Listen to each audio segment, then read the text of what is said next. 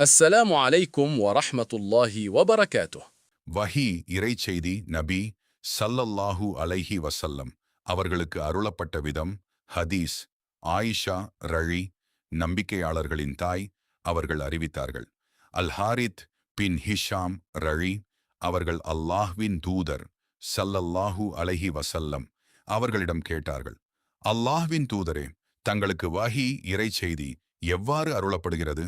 அல்லாஹ்வின் தூதர் ஸல்லல்லாஹு அலைஹி வஸல்லம் அவர்கள் கூறினார்கள், சில சமயங்களில் அது மணி ஓசையைப் போன்றதாக எனக்கு கேட்கும்.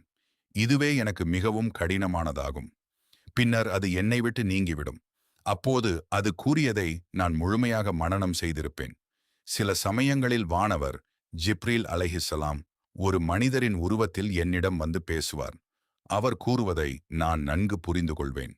ஆயிஷா ரழி அவர்கள் மேலும் கூறினார்கள், மிகவும் கடுமையான குளிர் நாளில் கூட நபி ஸல்லல்லாஹு அலைஹி வஸல்லம் அவர்களுக்கு வஹி அருளப்படுவதை நான் கண்டிருக்கிறேன். வஹியின் தாக்கம் நீங்கிய பின் அவர்களின் நெற்றியில் வியர்வை சொட்டிக் கொண்டிருக்கும்.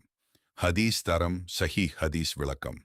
இந்த ஹதீஸ் நபி ஸல்லல்லாஹு அலைஹி வஸல்லம் அவர்களுக்கு அல்லாஹ்விடமிருந்து வஹி எவ்வாறு அருளப்பட்டது என்பதையும் அதன் மகத்துவத்தையும் அதற்காக நபி ஸல்லல்லாஹு அலைஹி வஸல்லம் அவர்கள் அனுபவித்த சிரமத்தையும் தெளிவாக எடுத்துரைக்கிறது.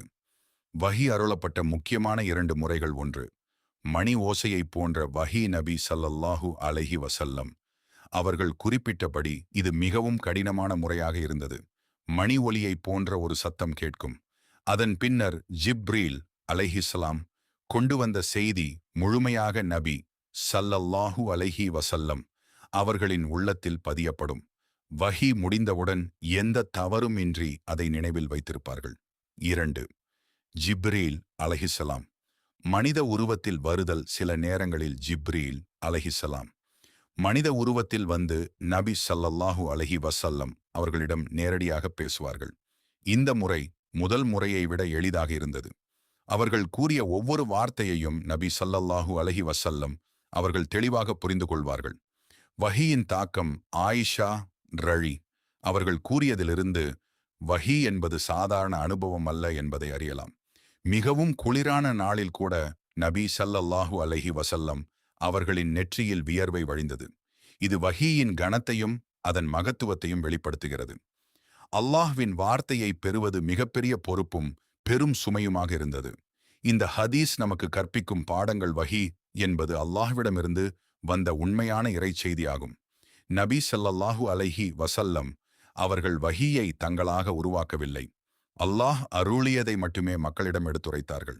ஜிப்ரீல் அலைஹிஸ்ஸலாம் அவர்கள் அல்லாஹ்வின் வஹியை நபிமார்களிடம் கொண்டு வந்த நம்பிக்கைக்குரிய வானவர். நபித்துவம் மிகப்பெரிய பொறுப்பும் தியாகமும் நிறைந்த ஒன்றாகும். குர்ஆன் எவ்வளவு மகத்தான இறைவேதம் என்பதை இந்த ஹதீஸ் உணர்த்துகிறது. அதனை மரியாதையுடனும் பணிவுடனும் கற்று அதன்படி வாழ வேண்டும்.